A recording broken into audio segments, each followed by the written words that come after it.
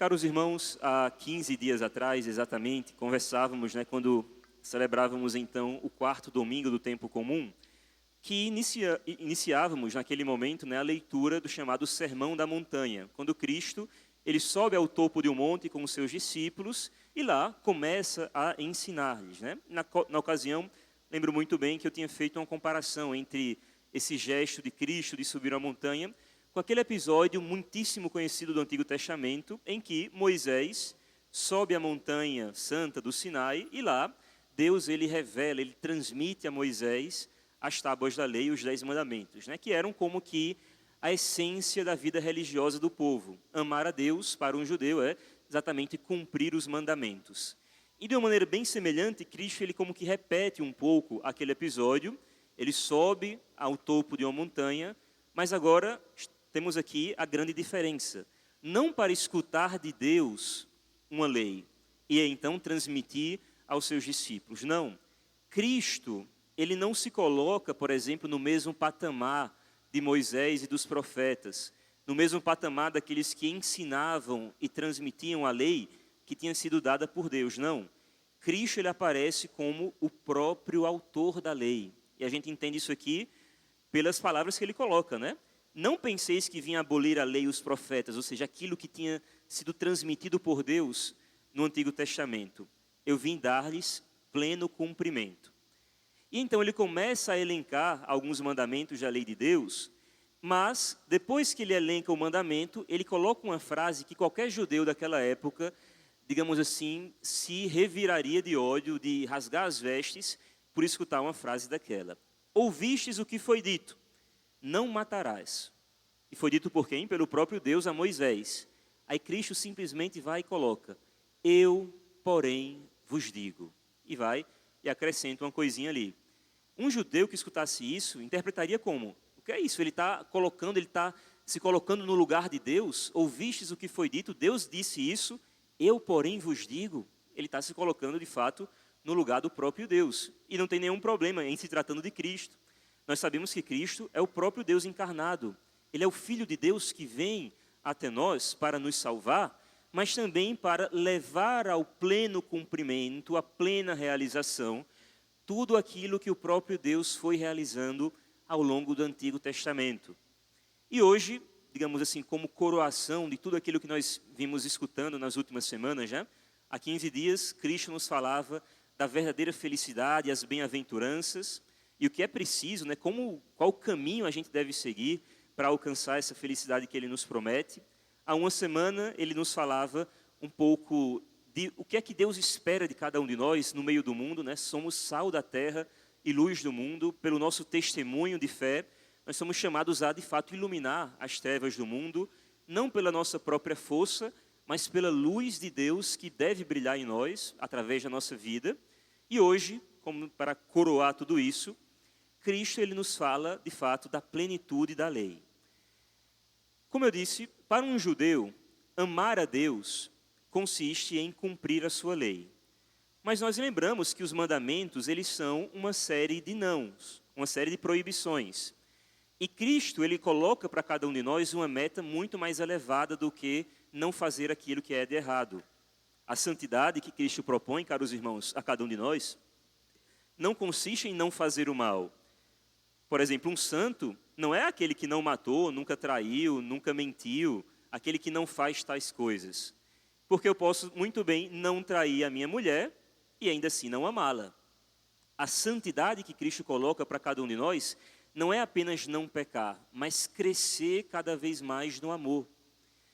Eu posso simplesmente nunca ter matado ninguém, mas isso aqui não quer dizer que eu amo os meus próximos, E por isso que o mandamento novo de Cristo, a nova lei de Cristo, não é desfazer aquilo que Deus tinha dado a Moisés, os 10 mandamentos, mas de alguma maneira levá-los à plenitude, radicalizá-los, por assim dizer. E ele resume um pouco isso dizendo no, digamos assim, versículo 20.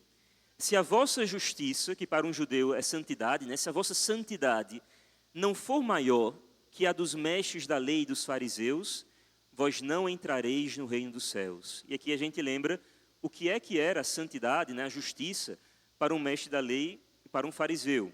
aquelas pessoas que Cristo, em algumas ocasiões, os tinha chamado de sepulcros caiados, ou seja, por fora caiados, né? Branquinhos, limpinhos, bem organizados, mas por dentro a podridão de um sepulcro, ou seja, uma santidade que ela era vivida de fachada, exteriormente santos, mas uma santidade que não tocava de fato o coração deles. E de fato, se a gente olha a lei, os 10 mandamentos, eles nos fazem, né, esses mandamentos nos dizem respeito muito mais a realidades exteriores. Matar, roubar, mentir, digamos assim, realidades que podem ser vistas, por assim dizer. Mas Cristo, insisto, ele coloca-nos uma meta muito maior. Porque ele sabe, inclusive quem veio à missa durante a semana deve ter escutado num dos evangelhos, em determinada ocasião ele disse: não é o que vem de fora do homem que o torna impuro. Na verdade, a raiz de todo o pecado nasce do nosso coração. É o que sai do homem que nos torna impuros. Então Cristo, ele coloca para nós uma luta contra o pecado que não é meramente uma luta exterior, de não fazer essas coisas que são combatidas pela lei, mas uma luta que começa no nosso próprio coração. E é aqui que está a essência da lei, né? O amor enquanto tal, que ele nos chama e que realiza em nós a santidade, que nos identifica com Cristo, ele começa a nascer do nosso coração. Por isso que a gente vê a plenitude da lei sendo cumprida, né? Ouvistes o que foi dito aos antigos, pelo próprio Deus: não matarás. Eu, porém, vos digo, todo aquele que se encoleriza, ou seja, que sente aquela raiva, mas não apenas sente, consente com aquela raiva, alimenta aquela raiva, será réu em juízo. E quem disser ao seu irmão patife, que aqui era digamos assim, o português ele não expressa bem o que era dito, mas era um tipo de xingamento de ódio, será condenado pelo tribunal. Quem chamar o seu irmão de tolo, naquela época um xingamento ainda mais grave, um desejo de fato de mal contra aquela pessoa, será condenado ao fogo do inferno. Ou seja, Cristo ele associa o mandamento de não matar àquilo que a gente faz no pensamento e nas nossas palavras. Interessante, né, que em muitas missas a gente começa no ato penitencial pedindo a Deus perdão por pensamentos, palavras, atos e também omissões. E que sabedoria, né, da igreja ao colocar aquela oração para a gente pedir perdão a Deus. Porque para que um homicídio aconteça, caros irmãos, aquilo ali não nasceu, digamos assim, já no ato de matar alguém, né? Antes de tudo, um homicídio ele começa em primeiríssimo lugar num pensamento. Antes de eu matar uma pessoa com as minhas próprias mãos, eu matei no meu coração. Eu pensei naquilo que eu iria fazer, fui alimentando um ódio contra aquela pessoa e disse um sim para aquilo que eu estava sentindo. Eu consenti de fato com aquele mal no meu coração. Ali eu já pequei. E depois, muitas vezes, um pensamento, um sentimento de ódio alimentado, ele se transforma em seguida numa palavra de ódio, numa palavra de ofensa contra alguém. E quanto mais eu vou alimentando isso daqui, o pecado ele vai tomando proporções cada vez maiores, até que ele se materializa, por exemplo, numa agressão física ou no homicídio, como Cristo nos fala aqui no Evangelho, né? Então, se nós queremos de fato lutar contra o pecado, nós não podemos nos, digamos assim, contentar tão somente em não fazer isso de matar exteriormente. Porque se em meu coração eu vou dizendo sim ao pecado, digamos, ele vai criando pouco a pouco raízes no meu interior. Então não vivo ainda a santidade, mas a santidade ela passa por uma renovação de todo o nosso ser. A mesma coisa, outro exemplo que Cristo coloca aqui, como por exemplo do adultério, o 6º mandamento. Um adultério ele não ocorre, ele não nasce, por exemplo, quando eu então me deito sendo casado com outra mulher. Antes que aquilo acontecesse, no meu coração, onde ninguém me vê, onde ninguém me escuta, somente eu, e muitas vezes a gente esquece de uma outra pessoa que está na minha consciência, que é o próprio Deus. Então lá Deus ele nos vê, nos observa no meu coração. Lá no meu coração eu já traí a minha esposa. Eu já pensei em alguém, e não apenas pensei, mas eu consenti com aquele pensamento. A gente não pode controlar muitos dos pensamentos, né? Às vezes vem alguma coisa, enfim, mas quando a gente percebe a malícia, não temos outra opção, temos que cortar. E desde já, digamos assim, cortar, abandonar aquele pensamento, para que ele não vá criando raízes e vá se transformando em coisas piores. E aí sim, se eu não faço isso, se eu não corto com isso, aquele pensamento, aparentemente inofensivo, ele vai se transformar depois numa palavra que eu começo, não, vou conversar com ela, não tem nenhum problema, não vai ter nada, eu me garanto. E quando a gente se vê, já estamos, digamos assim, fazendo coisas que há pouco tempo atrás jurávamos que nunca iríamos cometer. Mas o pecado, ele é traiçoeiro. Ele vai pouco a pouco criando raízes e nos puxando. Então, volto a dizer, né? A santidade que Cristo propõe a cada um de nós, que não é apenas lutar contra o pecado, mas crescer no amor de Deus, ela tem, em primeiro lugar, é graça de Deus. Deus, ele derrama a sua graça, Deus, ele vem ao nosso encontro, mas ao mesmo tempo exige de nós uma resposta de amor. Vejam o que diz a primeira leitura, né? Tanto um resumo de tudo isso. Versículo 18. Diante do homem estão a vida e a morte. Diante de cada um de nós está a vida e a morte, o bem e o mal.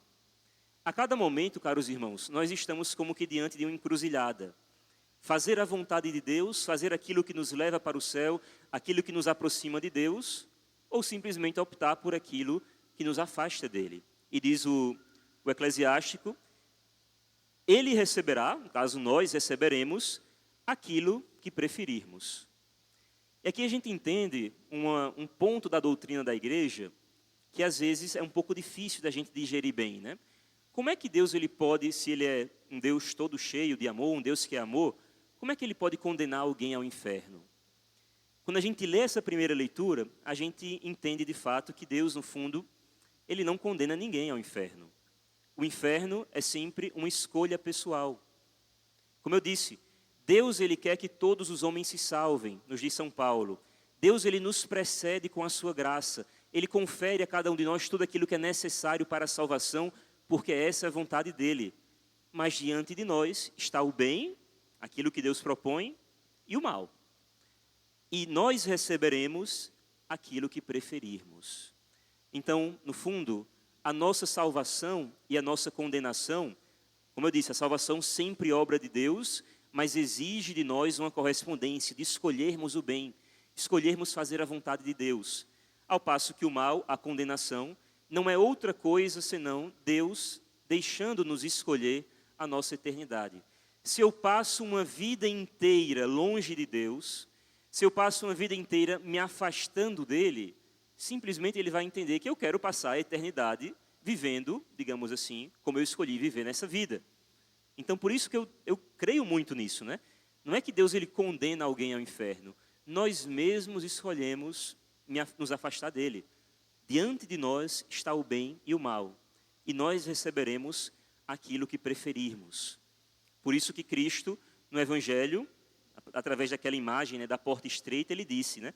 Esforçai-vos, lutem, esforcem-se para passar pela porta estreita, porque vale a pena. E vale a pena, portanto, né, se o pecado está à nossa frente, mas o bem também, a vontade de Deus também, nós precisamos lutar contra isso. Cristo, no Evangelho, ele é muito duro. Vocês notaram em algumas palavras que ele colocou no Evangelho de hoje, né? Se a tua mão, o teu olho te levam a pecar, arranca-o e joga fora. Porque é melhor entrar no céu sem uma dessas coisas do que para o inferno de corpo inteiro. A gente olha de lado, olha de outro, vê quem está aqui sentado nos bancos da igreja. Eu diria, acho que ninguém aqui está faltando um olho ou uma mão.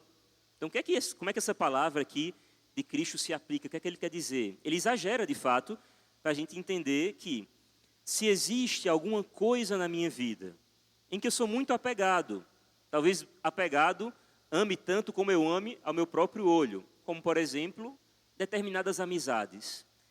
Se determinadas amizades me levam a pecar, corta com ela. Se determinados ambientes que a gente vai se metendo, enfim, determinadas práticas que a gente gosta muito, mas se nos levam a pecar, nos afastam de Deus, cortem com ela. Porque é melhor ir para o céu renunciando a essas coisas do que ser privado no céu. Então, sim, Cristo, ele exige de nós uma luta, uma decisão, digamos assim, definitiva de romper contra o pecado, né? E às vezes a gente cai, se levanta, cai novamente, mas se em cada momento a gente busca lutar novamente, a obra da santificação, ela vai acontecendo. E aí volto a dizer, né? Nessa luta, nesse combate que a gente vive contra o pecado, muitas vezes a gente sente lá no fundo do nosso coração, por conta do nosso apego, como que uma tristeza, né? Será que vale a pena romper com isso? É tão bom. Enfim, se não fosse bom pecar, ninguém pecaria. Se o pecado ele não tivesse como que um atrativo, ninguém pecaria. É por isso que muitas vezes a gente tem uma certa dificuldade de romper contra o pecado.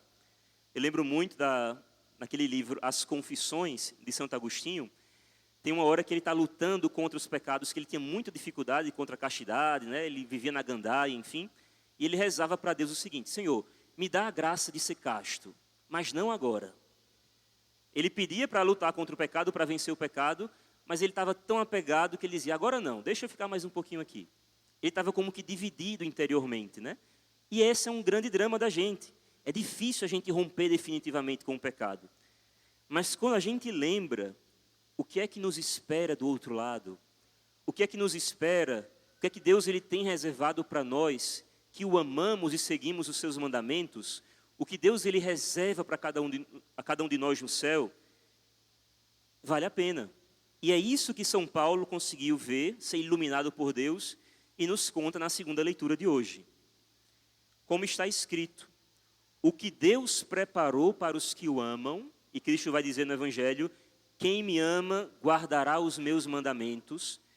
O que Deus preparou para os que o amam, para quem vive a sua palavra, é algo que nenhum olho viu, os olhos jamais viram, nem os ouvidos ouviram, nem coração algum jamais pressentiu. Caros irmãos, quando Paulo ele pensa no céu, ele não consegue traduzir em palavras o que nos espera lá. Nenhum olho viu o que Deus ele reservou para nós. Nenhum ouvido jamais ouviu. Qualquer padre que possa passar aqui 2 horas falando sobre o céu, isso não é suficiente para descrever o que é que nos espera lá.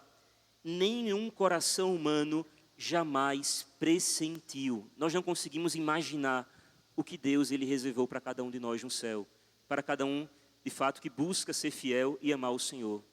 Então, a essa pergunta, né? Será que vale a pena? Será que vale a pena cortar com aquilo que nos afasta de Deus, arrancar esse braço, esse olho que nos leva a pecar? Será que vale a pena, diante do bem e do mal que estão diante de mim, eu optar pelo bem, ainda que me custe? Paulo acaba de nos responder, né?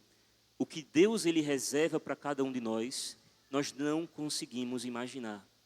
É a grande satisfação, a grande felicidade do nosso coração, que há 15 dias atrás, Cristo já nos prometia: bem-aventurados os pobres de espírito, porque deles será o reino dos céus. Bem-aventurados sois vós, que sois perseguidos, caluniados, maltratados por causa de mim e do meu evangelho, porque será grande a vossa recompensa no céu. Por essa recompensa, caros irmãos, por esse tesouro que não nos será tirado por nada, um tesouro eterno junto de Deus, vale qualquer coisa. Vale inclusive romper com algumas realidades com as quais estamos muito apegados e que nos afastam de Deus. Peçamos a graça de viver plenamente a sua lei, de deixarmos transformar no nosso coração, para que a lei de Cristo ela seja de fato uma lei viva, finque raízes em nossa vida, no nosso coração. Então, a nossa vida exterior, as nossas atitudes, sejam um reflexo daquela união com Deus que nós já temos em nosso coração. A vida cristã não é uma vida de fachada, uma vida de faz de conta, mas uma vida profundamente unida a Cristo desde o nosso interior. Louvado seja nosso Senhor Jesus Cristo.